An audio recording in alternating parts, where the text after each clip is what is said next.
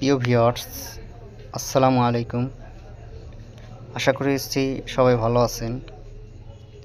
আজকে আপনাদের মাঝে একটি জিনিস নিয়ে হাজির হলাম।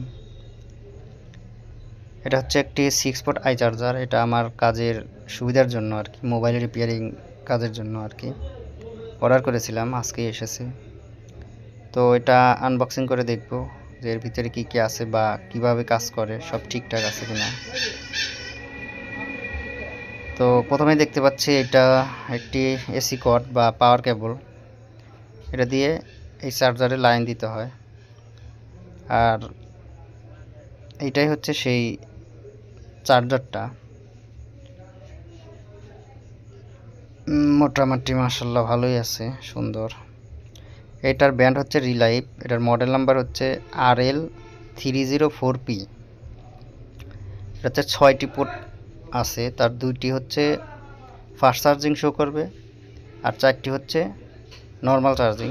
এই 2 3 4 এই 4টি হচ্ছে নর্মাল চার্জিং। আর এই পাশের যে লাল কোটের ভিতর যে আছে একটি C2C আর একটা USB, এই দুইটা হচ্ছে ফাস্ট চার্জিং আর কি, 20 ওয়াট। তো আমরা এই দুইটাই হচ্ছে 20 ওয়াট। এটা ডিসপ্লেতে শো করবে কীভাবে কয় অ্যাম্পিয়ার নিচ্ছে আর কি।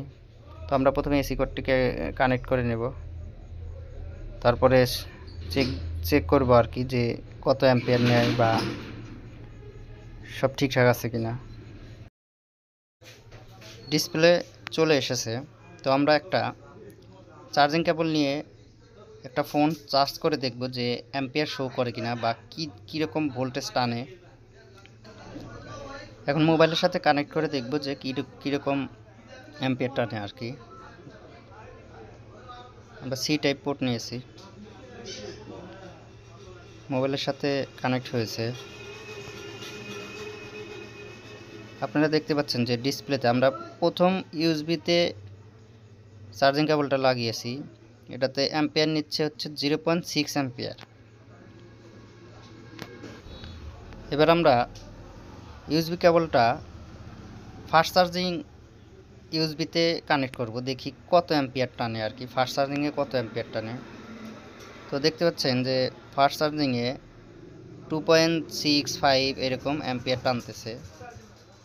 তো আশা করি আমাদের ডিভাইসটা সম্পূর্ণ ঠিক আছে। তো এই ছিল আজকের ভিডিও আপনাদেরকে দেখানোর জন্য। তো ধন্যবাদ আমার সাথে থাকার জন্য।